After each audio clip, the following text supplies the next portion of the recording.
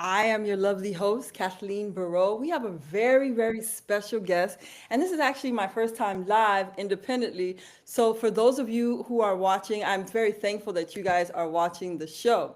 So, like I mentioned, we have a very special guest. He is a pillar to our community in the art world. He has made so many. I mean, there's too much for me to even name. I only have 30 minutes of his time because he carved out a little space for me while he's getting ready for his big show this weekend. We have the incomparable Juicing with Art star, Isaie Zeek Mathias. Welcome to the show. Thank you, Kat. Thank you, Kat. After that great introduction, I hope I could lift up to that, right? Oh no, you already there, man. You Yeah. already there. And anytime you call me, I will always be at your service. There's a quote that goes, "Your will, my hand," because you have done so much for the community. So I'm here. I'm here. I love that. I will let's get into it because again, I only have you for 30 minutes. So, Zeke, for those meeting you for the first time, how would you describe who you are and what drives your mission as an artist and a community leader?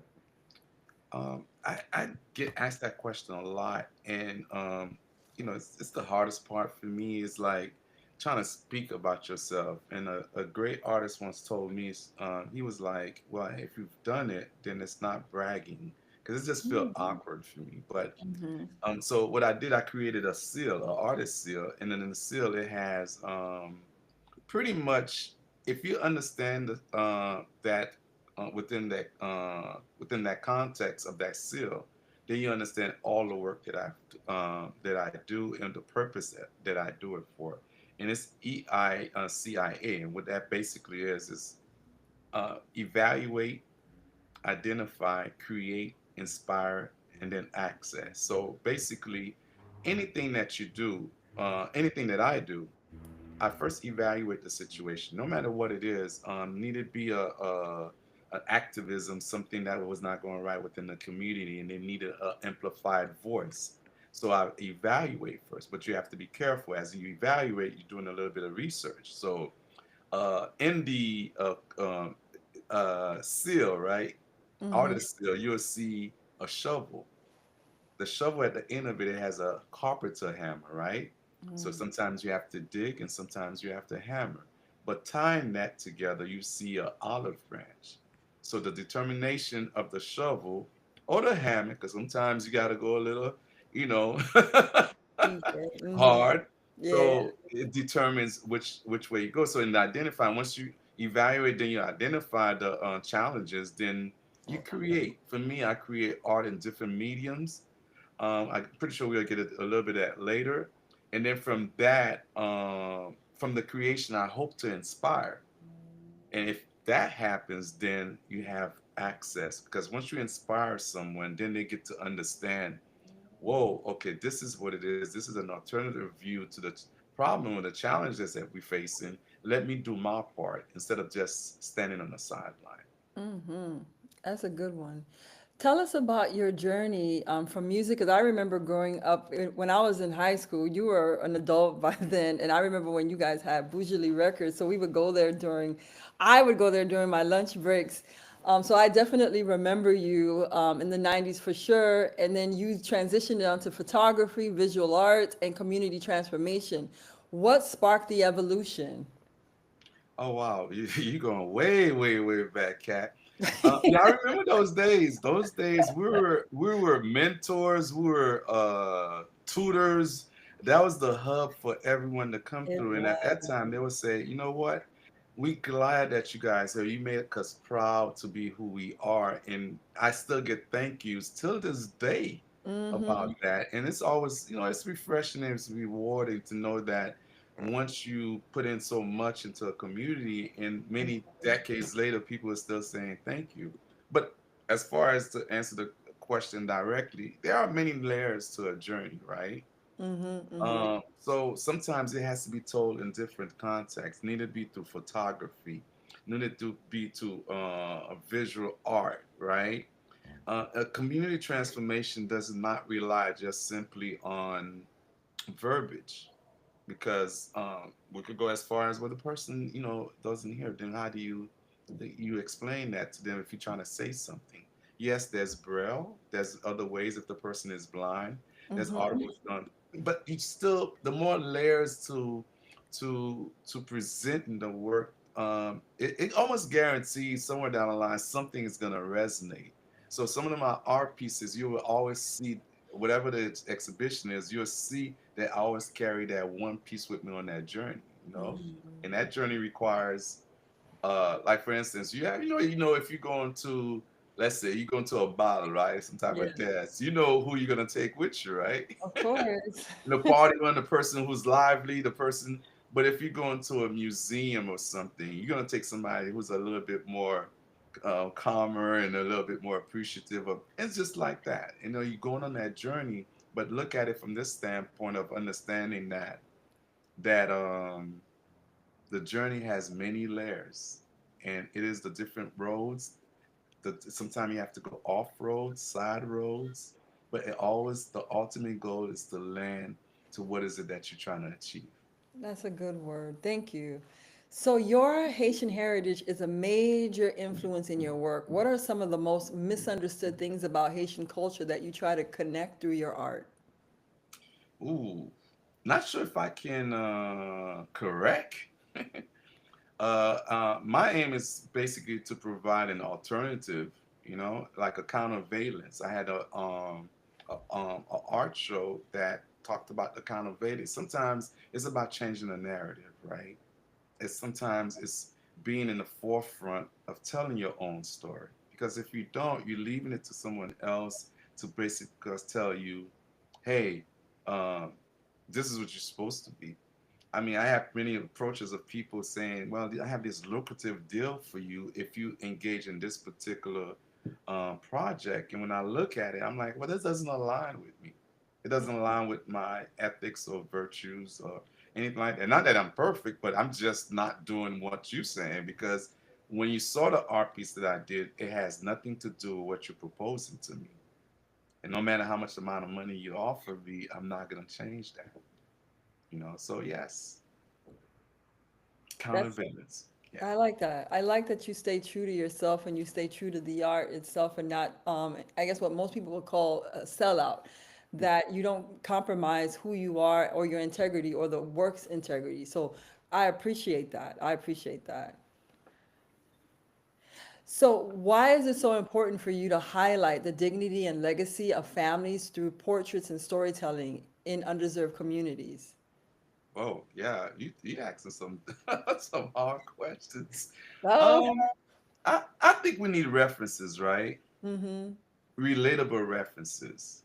Um, if I to better myself and the people who's telling me how to better myself, um, really doesn't look like me, right? Or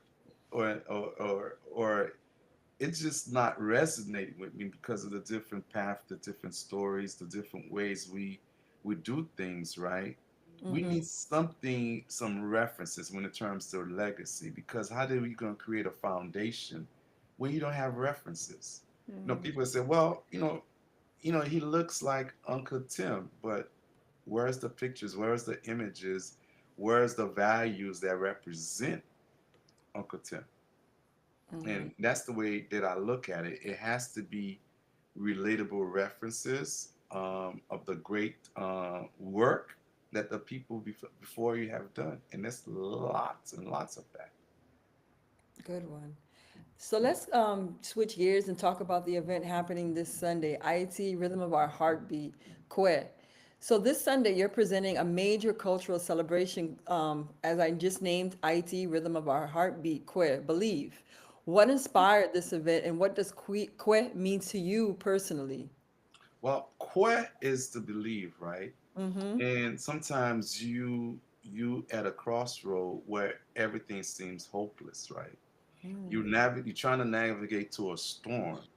You don't see in front of you, you don't see inside of you, you don't see behind you, and you just want to navigate through that.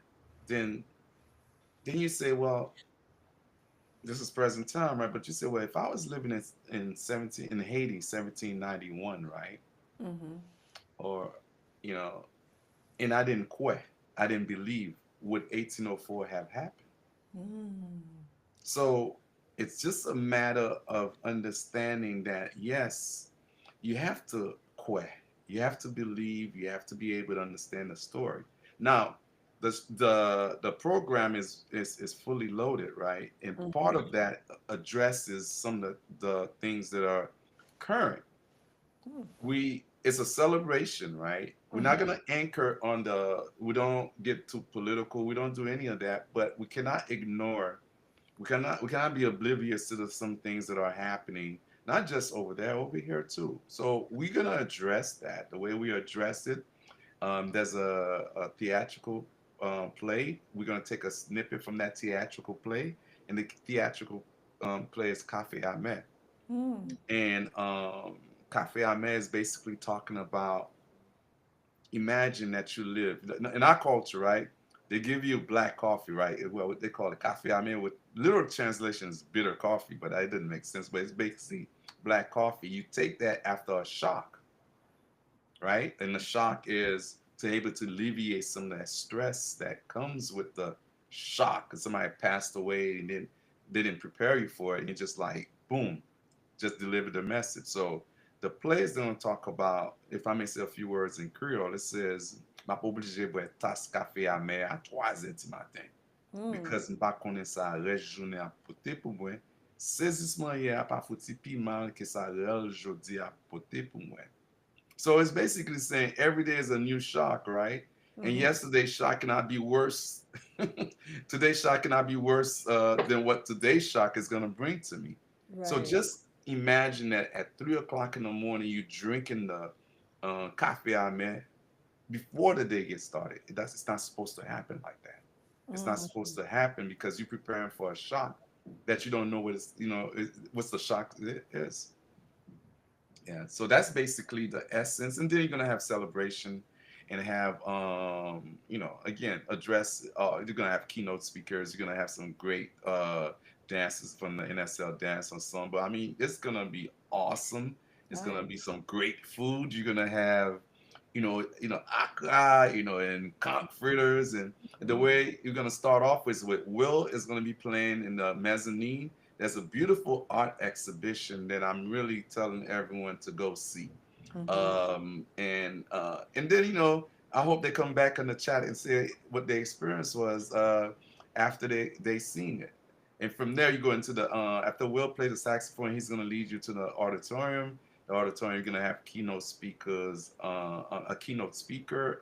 You're gonna have again dancers. It's just gonna be and just a beautiful celebration, right? A beautiful celebration of culture. And it's just for everybody. It's Mother's Day. We bring on strings to really serenade the moms and just to enjoy life. Take a little respite off the things that are happening around us and just breathe and be able to come in and enjoy it. And there's going to be some dancing too afterwards, but Oh, in nice. that sense, it's going to be a culture celebration, yes. Very good. So you just like you mentioned, there's going to be music, dance, live painting, theater, and a keynote speaker. What do you want people to walk away feeling after attending this event? Well, part of a cultural celebration is to invite, right? Mm-hmm. And to invite is pretty much to, hey, here's what our culture offers. Here's the warmth. Here's the love. And if I may borrow from, I think the Zulu term, that's phrase, that's I am because we are. And Mm. that's what it is. Forget the divisive talks. Forget about all the narrative and things that are saying that it's not true. We are more than that. And when you look at and when you look at a situation of what Haiti offered humanity, right? Mm-hmm. You know, come. It's a one in a lifetime experience to come enjoy a culture with great food, great music. Because I had to really catch myself because I go in a tangent, right? Yeah. And I know our time is limited, but it's a great cultural celebration. I hope what the people get away from that is something that they didn't know, Mm. something they didn't know about the culture. Whether or not it's the food, it's not hot slaw, it's pickles. If anything, get to learn that Hot it's slot. not. It's not it's not black rice, it's Julia Jojo. So we'll learn those little terms too where you come in and make it fun and make it interactive. So hopefully everyone could come out and support. So, what makes this lineup so special, and how are these artists and performers? How were they How are they selected? Sorry. Well, you always have a group of artists. Our community is full of talented people. I mean, amazing. So what a reflection me do, that's the one of the partners with this, along with Juicy with Art. We want to give different artists platform to showcase their talent, and a lot of the times we don't have those opportunities. So on that note, I want to thank the mayor's office, IT Trust, and all the great people, GMCVB, who support this type of initiative and allow us and give us the resources to be able to present our culture in a positive way. So these artists are amazing, and the dancers are amazing. So all I have to say, you have to come experience it yourself. Nice. Yeah. I know that this is a free event. Why is it important for you to remove the barriers to access for something of the scale and richness? Well, it, you remove those barriers, right? Because if you have a neighbor, right, and the neighbor you never said hi, you never have a conversation, what do usually happen? That neighbor, within a few months of moving in, what they do? They put up a gate, a separation gate, right? Right. But if there was a conversation that was occurring before then, right, when they move in, if there was a welcoming, right, Mm-hmm. party to say, hey, listen, this is what we are. We used to do that, right? Our neighbor move in. I mean, that's your background a little bit, right? And Yeah. you move in, like I'm pretty sure you give the welcome package with a nice some fruits. It's what we do as humans, right? But the Mm-hmm. minute that you don't know, and we rely on certain news outlets to define that, then here comes the gates. Here comes the barriers, Yep. and there goes the lack of communication that leads to what? All kinds of negative stereotypes. Right. But if you had the opportunity to speak to that neighbor, you'll find out, oh my God, it's nothing like that. Is that some of that griot I'm eating and that bun and peze? Yeah, so it's about culture events like that make us understand each other a little better. And I love attending all kinds of different culture events, and I hope the same too, because once you understand that, then you understand that life is much more than what's being said negatively. Amen. So let's now talk about your legacy, your empowerment, and what's next. So you always like to differentiate between a reflection of me and juicing with art. So let's talk about a reflection of me. What do people see when they engage with your work?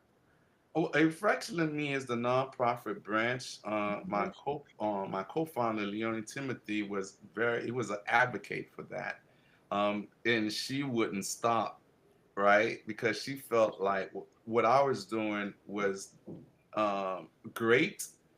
And she mentioned something one time. Well, what happened after you go, right? Because you're just doing like juicing with Art and Zeek, right? What would happen? I mean, how would that legacy continue? How would the community benefit from that? And she wouldn't stop. And then I remember our first stop was in Haiti, right? We were taking photos and stuff like that. My great friend Sam is from Port Salut, and I love visiting that area, the Okai and Jacques Mel, and those places, right? So my aim was to go there. She said no, and by the time I could finish the sentence, she had traced out all the layout, the different places that we went to take pictures. Like we Oh, went to Port-au-Prince, Saint Louis du Nord, Lavo. We went to the great island of La Tortue. So wow. we took over 200 pictures of families, right? But then those things started happening in Haiti. So we say, hey, we could do the same thing here too. And ever since then, we do programs like changing the carbon footprint, the spirit of Ubuntu, where we again changing the narrative. It's not about what you see on television and the stereotypes that goes with African Americans and things like that. So we started putting positive images and things like that. And there's there have to be a balance, right? And the balance is I know some great artists who do great work in terms of representing the the things that are happening to you know our black culture, right? In the violence and in the and all those things, right? But imagine you're a kid, right? You going to school and all you see is images of people who passed away violently on the wall. What does that to you do to you as a person, right? So I'm not saying that's not. No, we gotta tell those stories. Those stories gotta stay alive. Those names gotta stay alive. Like looking at the George Floyd situation, those names have to stay there. But at the same time, let's show some other images, alternative images of strength, resilience too. So we have a complete story. And yeah, and that's what it's about. So with the reflection of me, we have programs like Elders Reflection, Reflective Moments. Those programs talks about continuing that legacy, not just pretty much again letting somebody else be in control of telling those to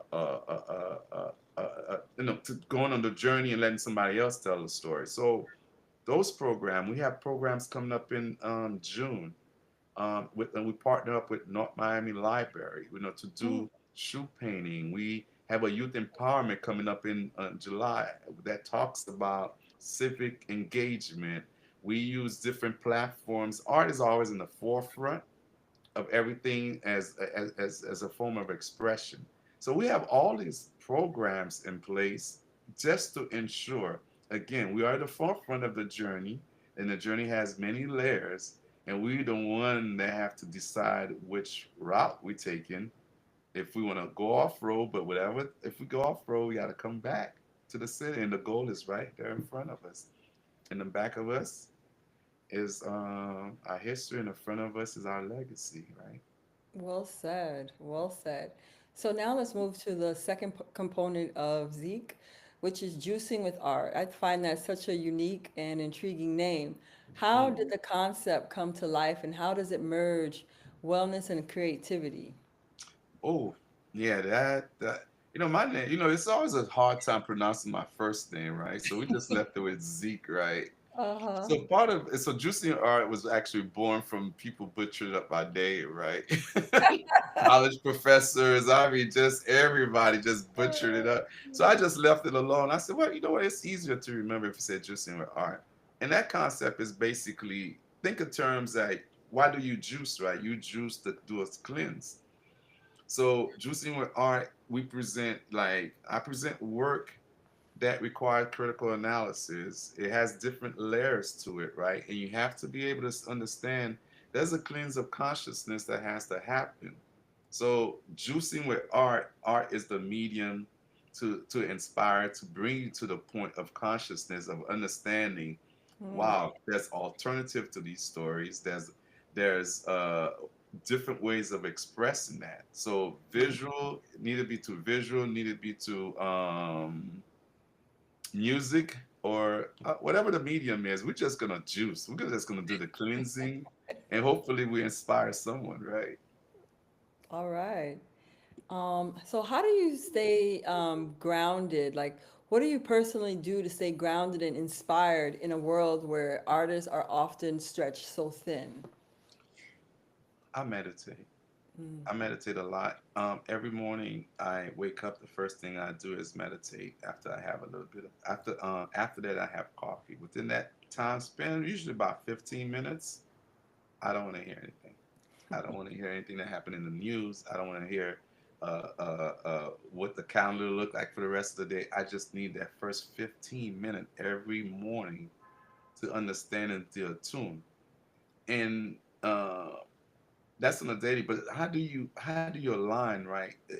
With every work that I do, I start off with the basic understanding. Does my soul have enough illumination to cast a reflection? And Wow. if it does, you hope that the light that it projects, someone is able to attain something from it and pass that on to someone else. And that's basically it.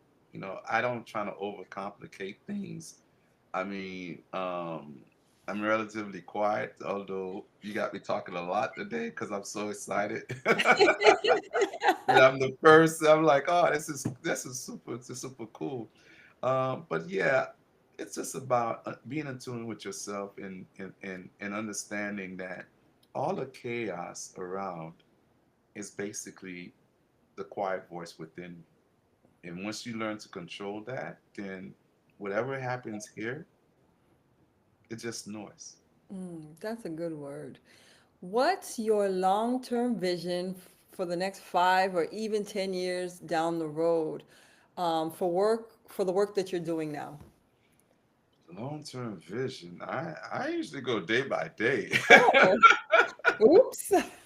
Well, you know what I would love is that to be able to like the work that you do is something that it resonated in someone, right? I could tell you a story like during COVID, right? During the pandemic, we had online programs. I mean, online programs because we understood the mental aspect. And one of the celebration that we had somebody from West Africa was Oh, on the chat. He was, I mean, typing away. He's like, I'm here, trying to get in contact with everybody. Say, I like that art piece. I want to purchase that art piece. I mean, just going. wow. And so, but that's customary, right? People get excited in the moment, and it's not till like then he reached out to us and said, "Hey, I'm coming through. I want to be able to stop by the studio to speak with you guys, right?" Mm-hmm. And so what ended up happening, he's like, well, he sat on the couch in the studio and he said, you guys don't know what we did for me. Hmm. Tears are almost coming out of his eyes, right? Really? Yeah, he said, you guys don't know. He never actually told us what we did. And I was even afraid to ask, right? All I know that he came in, he was so appreciative of that program that we did because he felt that we elevated, right? We leveled up, and instead of buying two per art, he ended up buying two. I'm like, oh, okay, cool, you know. Nice. But he was intentional. He was intentional about his feelings, and I think that's part of the things that space provide. Where you're able to sit and speak and you know and express, and he was able to do that, and I'm glad we provide those type of programs. So yes, I would hope that 5, 10 years down the line I could hear more of those stories from the programs that we've done. For me personally, I'm just thankful to be alive. If not today, I see tomorrow, I'm just happy. But I will hope that the footprint, the imprints that we leave behind, that I leave behind, is that is something worth resonating, you know. That's good. That's a good one. What advice do you have for emerging creatives who want to combine art, healing, and social impact like you've done? Um, Take a mirror, grab a mirror, look at yourself, A reflection start of there. you. Yeah, start there, and you will have all the answers. And don't. And the other thing is to be intentional. Don't compare yourself to anyone. Compare yourself to what you did last year. That's That's good. the only, small steps, small increments of steps to the point that you reach the desired objectives or goals. But if you're just gonna basically comparing yourself, you're on Instagram trying to say, "Oh my God, this person that I want to," no, you got to put in work. When I tell artists, like, look, I'm up at 3 o'clock in the morning every day. No, that's not true. Even my brother-in-law one time told me that. I said, no problem. I wait till his birthday and called him at 3 o'clock. My sister was not too happy with me. But to show you that you have to put in the work. Don't beat your chest and with the first thing that you did and you no, that's so much. That's a lot of things that I've done. A lot of people don't realize I've done things. I did art exhibition at the Ritz Carlton. I had residency program at the Art Center. I've done all of that, and I'm very grateful for that. But you got to put in the work. That's a good word. How can people support you beyond this Sunday's event, and what's the best way to get involved? Best way to get involved, we have a website, www.areflectionofme.org. Go there, right? And volunteer. Help us. If you can't volunteer, donate. We're always looking for help. We're always looking for ideas. Join our team. We're doing great stuff. And there's another Creole phrase that goes, with a lot of hands, the loads is lighter. Until men shy palu, or something like I think I'm butchering it, but in essence, what it's telling you, with a lot of help, the load is lighter, and we always looking for help, and we have a great organization, great supporters, and I truly, truly hope if you come to the website, you find some program that you would like to be involved with, and do that. When everything else fails, just donate. All right.